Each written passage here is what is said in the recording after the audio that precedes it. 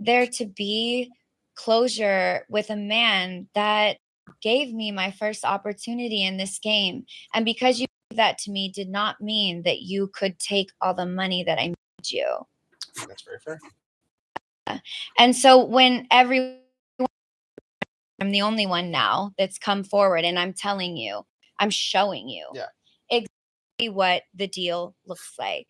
And it's a few $100, and I'd own it from here on out, and I would not be paying anywhere close to by Diddy or anyone. It would be through Sony, who now owns the catalog. Yes. Okay. And I would have to sign off a disclosure and not being able to talk about it or ever come after them for wrongdoings or anything else regarding the things that happened in the past. I think you made a good choice not signing it. And so when everybody's so excited and sending me these messages, I wish they would ask. Nickelodeon hid everything. But that marked one of the dark predators who worked at Nickelodeon. As he is, he's also known to be equally as angry, manipulative, and flat out evil. So in this video, we gather information and opinions to create a so you could get rich. But was this really something else at play?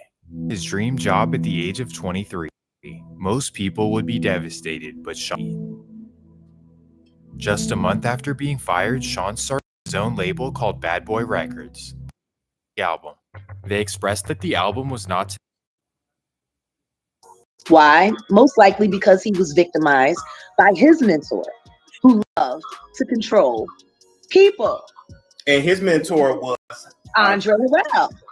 Tell us how who was mentored by Clive Davis. Don't tell me that Andre Harrell got Clive Davis too.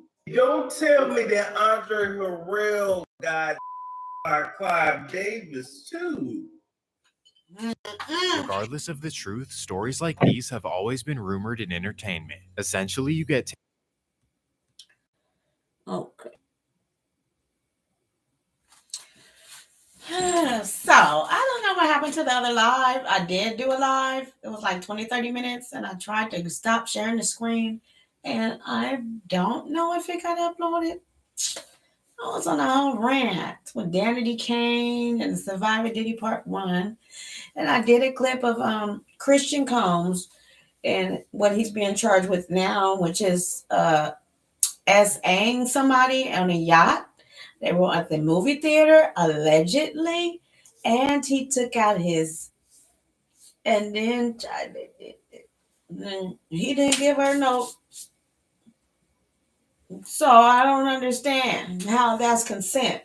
But I know you guys men don't be in my comments talking about how these females are gold diggers. If you a gold digger, you know exactly how to quote your price up front, get your contract, and everything between you and whatever man that you're dealing with, whether it is your PIMP or your TRICK. No matter what type of SLUT, BITCHUR, you can still, it doesn't matter. And I know that for a fact, because I'm about all the life. I'm from California, you know, see it. LA, specifically, I know about Sunset. DC, I know about your areas. Cleveland, Ohio, Cincinnati, we know about you. San Diego, Oceanside, we know about you. Escondido, we know about you, baby. We know about you. We know about Old Fair Street too, because I'm over here in Jackson now, Jacktown. We know about Mississippi Bill Street. I know about it, babe. So let me tell you something. What y'all lames don't know, while y'all study trying to say that every female with a skirt on is a hoe, let me tell you, hoes know how to speak up on their quote. They know how to quote them prices. They got their prices set. They have a quota every night. They got goals, baby, plans. So when you come across, she don't got time to be getting drunk. She can't be getting high. Do what hoes do. We sit and pretend we drink a wine and champagne. Pretend like we faded. Just like Tasha K do on her channel. So I'm so high, so tipsy. Tasha, You be having that same goddamn wine glass with that same amount of alcohol in it. You keep on pouring. When you go to the commercial break, and you pour that out and pretend like you done drunk that stuff, and you go. We know what you're doing, Tasha. We know you don't drink like that, baby. Trust me, we know you don't. Because I know a drinker. Just me, I do. But that's neither here nor there. Let's go back to Surviving Diddy. And we have a little counting with between Jaguar and Storm Monroe, who was the first one. Jaguar Wright was the first one. And Tasha K. The matter of fact, speaking of Tasha K, because this all thing came out about why Tasha ain't reporting on Diddy. Why? Because she already had Jaguar Wright on there talking all that stuff about everybody on the industry. And it just ran from there. And that's why she just used Jaguar Wright and Jaguar Wright from platform to platform to platform to platform until she got this conspiracy thing going, until she actually really, somebody really like Cassie and these people that really been victimized, they watching Jaguar Wright. And like, well, she do got some points. And they got that law out. That New York law. Let me get to the New York law too. Have you been a survivor and you under 40 and things have, let me read the law because this is what we really need to talk about. First of all, the laws and how in the past 5 years, how these laws have changed and that they implemented this new law. But see, laws are always made to make money. Laws aren't made to protect the people like you think. No, it's in the law to protect. No. They have the agenda, and that's the agenda, and what everybody is thinking what the agenda is. The agenda is to make money, and keep it in the family, though. Generational wealth between certain people that own certain industries. Their family members are all benefited. This is not no randomness. Okay? People are doing this. These men are doing this. You know they have to talk about they got a legacy. They want this legacy and legacy and legacy and all legacies. So all that's all they care about is their bloodline. So with certain people that's at these hierarchies, music, finance, sports, government, they have a bloodline to protect. And while they out here messing with all these prostitutes, having all these side babies, they need more money. They got to keep this wheel turning. And they got to pay off people. And they got to do all of this. So that's why these laws are in place. Because when you get a $30 million settlement, that's good business. Just like Fannie with the Young Thug and going to 6 years, y'all got to watch Tasha K. And that's why she's to go. And I just give credit to her. And I can only try to be just like you, Tasha. Now I gotta go. No, I ain't playing. Can we? I don't have no Jasmine, so I have to move it around for myself. So let's just go to this next little clip.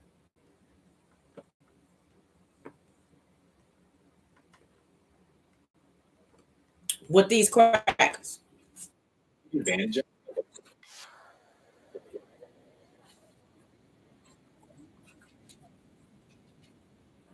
Shay.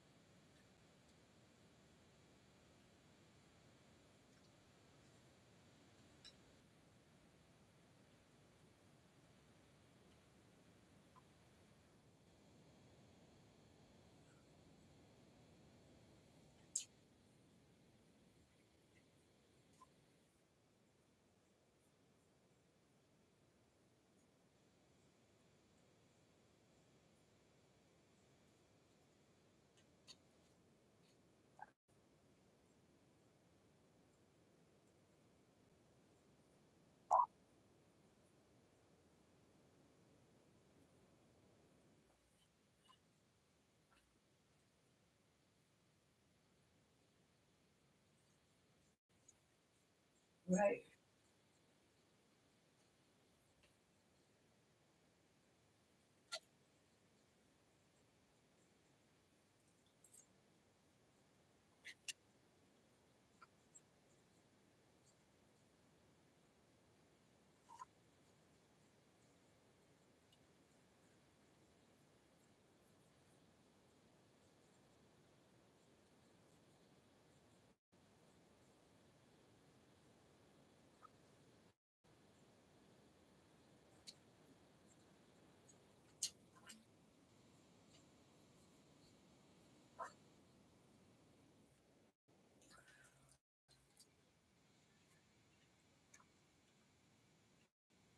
Damn.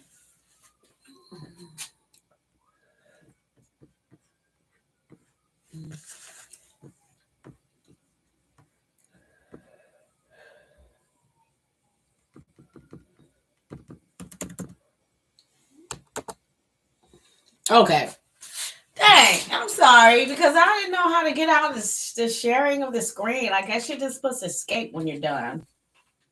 Please bear with me, I'm new. And I was eating too.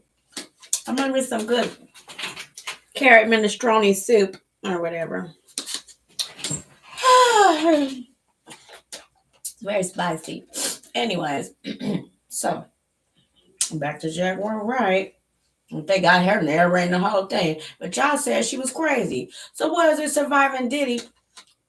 Which this is, so I guess this is a 50 Cent documentary or whatever that he put together. I thought, I don't know, but all I know is that they said Jaguar Wright was crazy. She's schizophrenic. She bipolar. She on meds. She live in a car.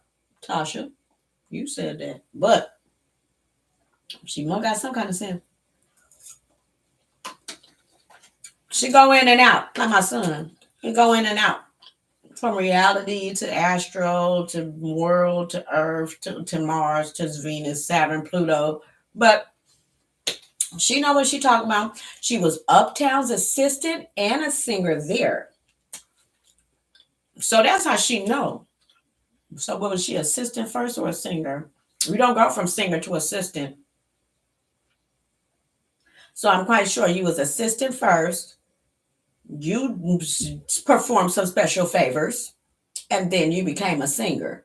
And that's how you know, Jaguar. And you should tell your own story, mama. And you should come out the closet and don't be scared to say what they did to you, baby. Because you're doing all of that instead of telling your story. And as soon as you tell your story, you'll be free. Just like Cassie did. But anyway. So she goes on to say,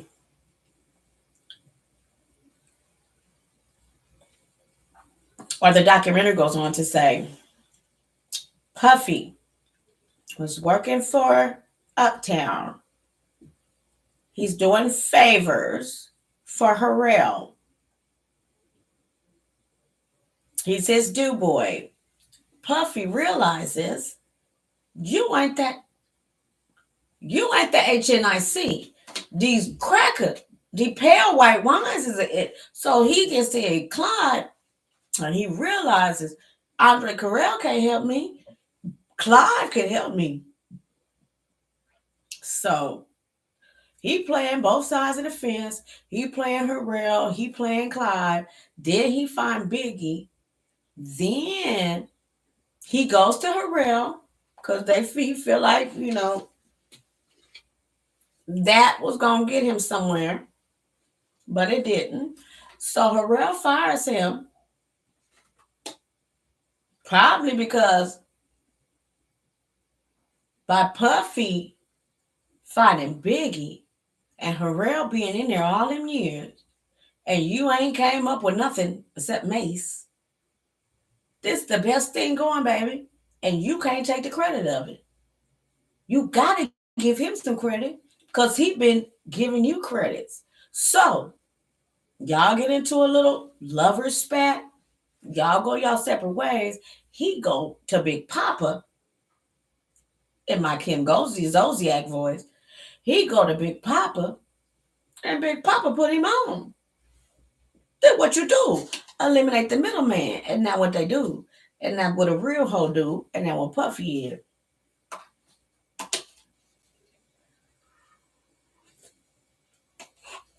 Ain't nothing but a bona fide hoe in a renegade trying to flip the game. You trying to flip the game. Because they done ran up all up in him. Mm-hmm.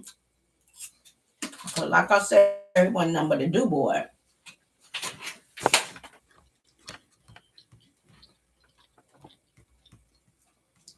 But the moral of the story and what I really wanted to say and what I really wanted to show,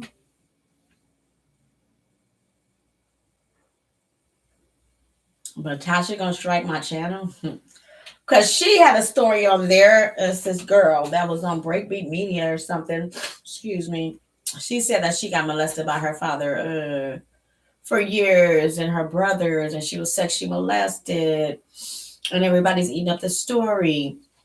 But then when you see the stories that she do about, say, Larry Reed, Bishop Whitehead, this, that, like, well, not Larry Reed alone, Larry Reed, TJ Larry Reed, T.G. Jakes, and Tyler Perry. So that way going from industry for industry. But I done lost my train of thought. The people that tell the lies don't get believed, but when the girl tells the truth, then she doesn't get believed or she gets ridiculed as a victim. That's what I want to say about that. And one other thing I wanted to say is when you have people like Jaguar Wright who do have mental illness, and then people are trying to discredit her, but you have to, what came first, the chicken or the egg? Was she born mentally ill? Was she abused and used and taken advantage of because she was mentally ill? Or is she telling lies and making up stories because she's mentally ill? Because usually people that are mentally ill kind of don't know how to lie. Kind of like me. We don't know how to lie. We just tell the truth. We don't think about how other people feel. We don't think about what we're saying before we say it. We just start talking. Now, pathological liars do that too. Narcissists do that too, sort of. But they kind of calculate, you know? Kind of like Puffy been doing all these years with the whole Suge Knight Tupac assassination type thing. And I did hear something on that as well during this documentary where it said that Puffy put $1 million hit out on Tupac. And then when the guys from whatever gang killed him, they texted him. He was like, is this us? And he was like, yeah. And he was like, okay. But that's all going to come out in the court documents. Can we do a little, what is this boy? Keek the Sneaker. Sneak the Keeker. I would love to go down the rabbit hole of everybody he's killed. But Jaguar said in the beginning, Uptown started. Okay, this is how Uptown starts. So this is part 2. But on part 1, it did go into how it was like 5 people that started it. Suge Knight, Puffy, Biggie, and Booty Wop and Booty Bop, Kim Porter, and some other white man. And so everybody's dead except Puffy, Albie Shore. Okay, it was Albie Shore, Kim Porter, P. Diddy, Suge Knight, and somebody else, which was probably white. And everybody there except him. So, yeah, really that.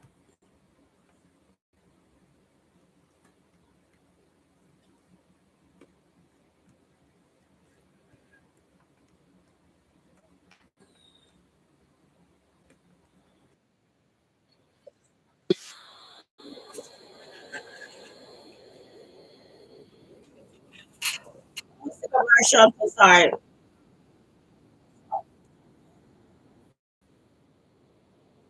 Sorry.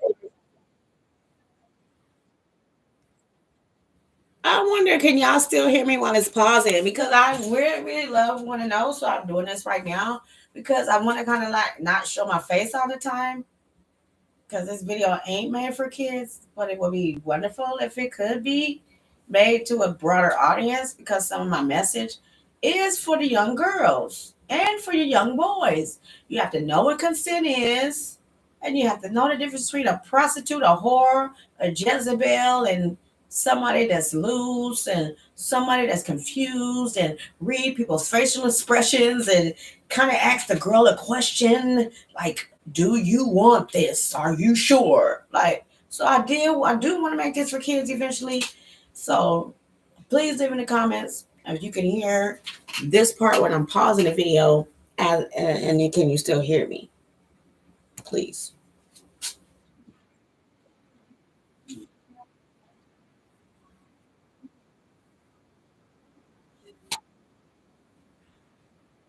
Oh God.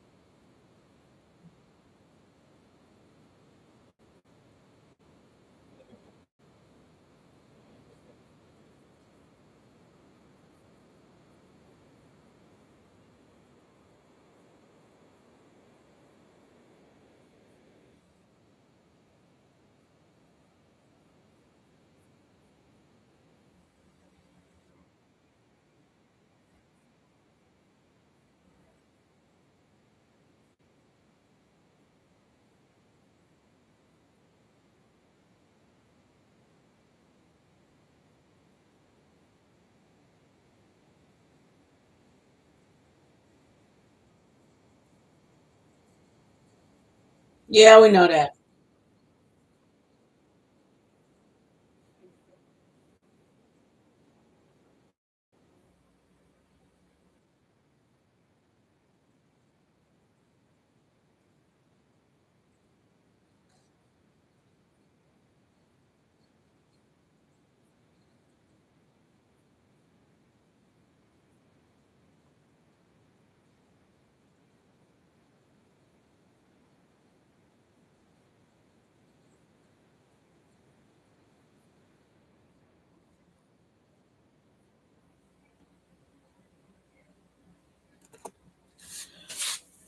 Yes.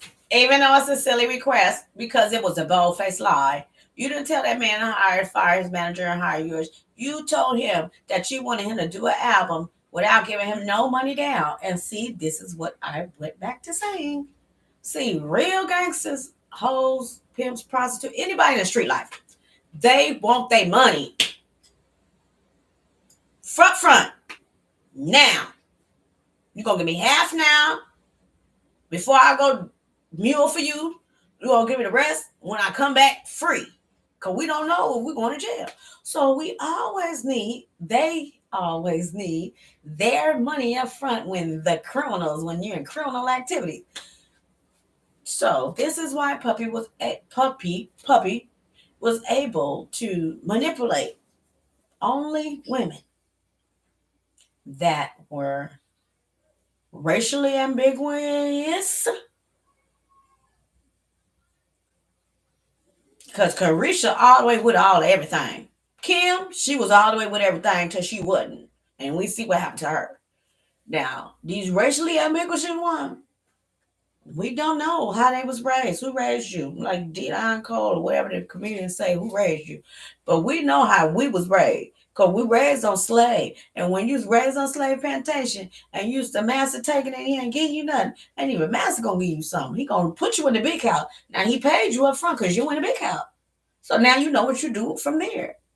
Now, anyways, so I believe that these women were naive and they did not know what they were doing, and they were very terribly scared, and they didn't know who to say or who to go to because they'd never been in these situations before. But there are some ones like Carisha Please that got their money up front and they know exactly what they're doing. Just like Jaguar. That's why she's not pressing no guard charges, because she did what she did purposely, and she got her money up front. And if you charge them too low, if you let them lowball you, then you let them lowball you. But you don't come back later talking about you didn't pay me enough. But you can if you got it like that. That mouth be like that, but get your money up front. But anyway, so Craig Mack, back to Craig Mack. He wanted his money up front. And Puffy said that he would give him a third. which is more than half. If you know math. I think, wait a minute, it's third.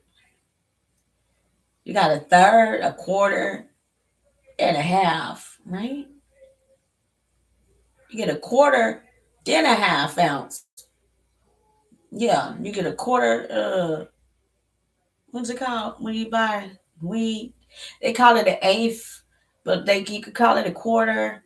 And then if you want a half ounce, you get a half ounce, then a zone, then, whatever like that. So I guess a half is less, the third is less than half. So he gonna give you less than half your money.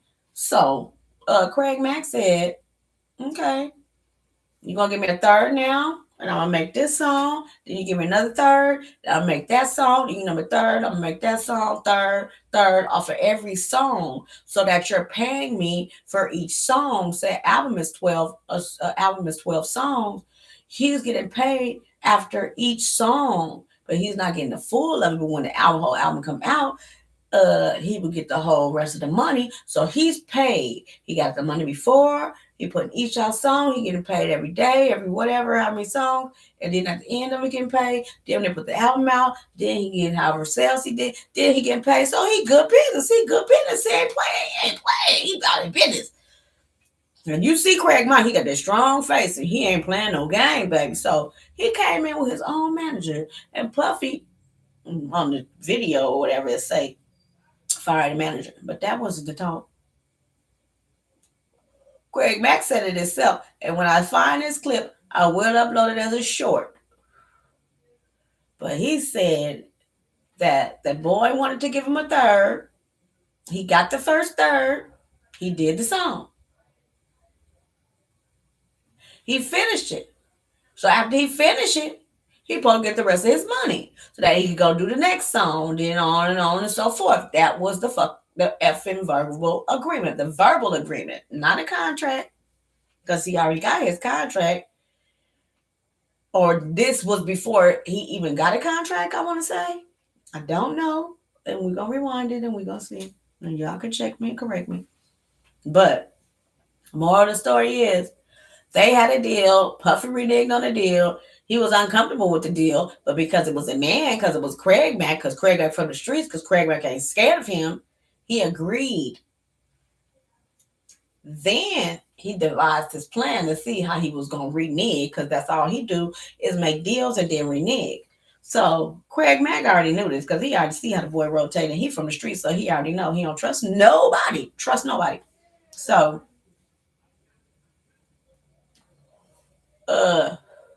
he get the first 30, do the song. Puffy called him, trying to put some muscle on him, and trying to convince him and saying and threatening him.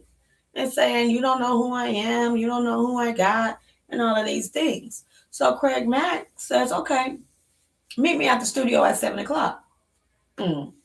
So Craig Mack called his homeboys. He like, this boy Puffy, he trying to threaten me. He trying to muscle me. He trying to tell me to make his album and all this stuff. He trying to get me, He probably called his manager, and Manny called his homeboys. So they all meet up at the studio. Craig Mack got his people. So then Puff Daddy got his people. Now it's finna be a shootout. Now Puffy he did already made some enemies with Andre Harrell and everything that he did with Clyde. He really knew to this, but he really true to this. But he's seeing that Craig Mack is also true to this. So this is what the thing about a predator: when you stand up in his face and you speak truth to life, they could never ever take your power ever. You give them that, and that is true. As far as the women are concerned, you do kind of relinquish your power. But if your power was this small and you relinquished it, and his power is that you relinquishing the tiny little power that you got. And that's what I would say to all you, don't never give them an inch. This is the inch, because they're going to take the mile. So, as far as women and men, but a man that gets a man, when you stand up, Oh, they look, they can't do nothing but respect it as a man. But they gonna plot on you, they gonna hate on you, and they gonna try to get you later. But in the moment, they will respect you as a man. Now, as a woman, when you stand up, that always might not get, you might get pushback. And that's when you call 911. Always call 911. Even if you think it's a joke, you call them, then you run to your mama house and you go hide. But you call them. But you don't be there when they come, but you call just to get it documented, just to get the little, call. It's going to be recorded and stuff like that. And if you need it later, when they do find you or whatever, when you get all the rest of your evidence, then okay.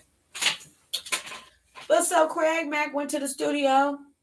And Puffy, his boys fell back because they seen that he had backup and that he had witnesses. So therefore, it wasn't just a mere fact that he had boys and they had guns, because they all probably had guns, and some guns was bigger than other guns, and nobody was ready to die, or people while he was ready to die. But at the end of the day, you thought you were just punking Craig Mack by himself. You did not know that he had all these other people. So when he said, meet me at the studio at 7 o'clock, and he got about 10 people with him, did them 10 people know 10 other people, them people told other people, and them people told other people. So you can't do it now because there's too many witnesses. It has to have the element of surprise when you're assassinating and trying to murder people. So that was Puffy's first lesson. And Craig Mack taught him something real. You get them off to themselves. You kidnap them and you hold them hostage. You don't never let them run free. Therefore, the mansion, the freak off, the this, the that. Because he see he could kill them more with kindness than you can with all that muscle business, because it's going to always be one bigger than you. So based on what he did to Craig Mack, he see he wasn't going to be able to punk Tupac and Biggie. So that's why they had to go. And they had to go without him getting his hands dirty. And that's what I think. But I digress.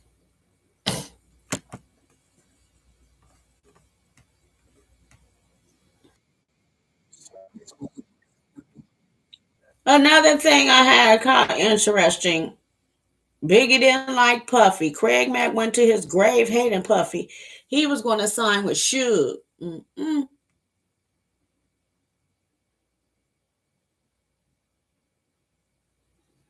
Here he goes.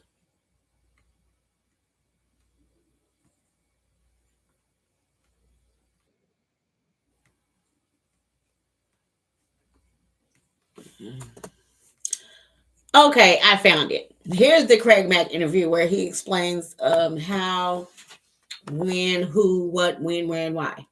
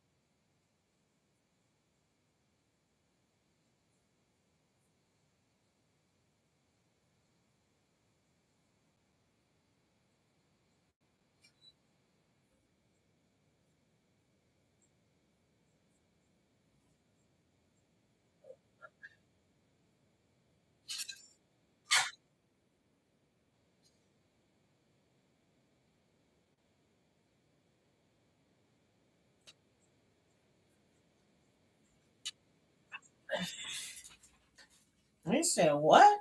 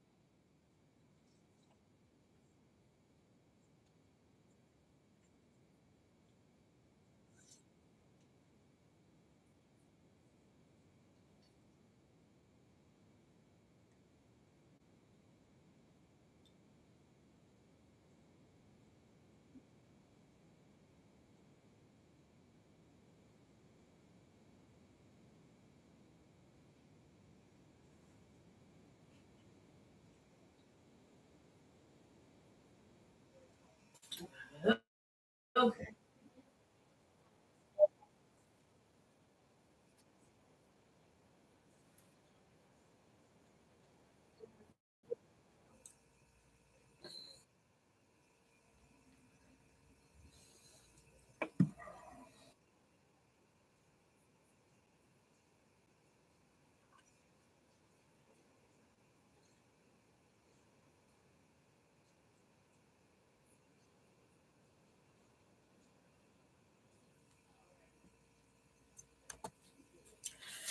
Right. So you heard it, but they said it different on the other one. And they had a full interview of him with the sweater on. And rest in peace, because I didn't even know Craig Mack had passed away. But that's what they said. Everybody that had anything to do with Puffy done passed away. And now, with the raid, instead they looking for evidence, like DNA, like any kind of blood spatter, like blood. I don't know how long blood lasts, but look, Homeland, because security going in, they got all kind of technology now. They make an AI robot. Who knows if they can't find a 50-year-old piece of blood or something like that, or 30-year-old? How old is Puffy? 50? This was about 20 years ago. It's been the 90s. About 25, 35 years. Do you think they can see some blood? Do you think they'll be able to find blood and saliva or semen of certain people and match things to different things in rape kits? If you think these people can't do that, okay, Puffy, good luck. Good luck. Good luck.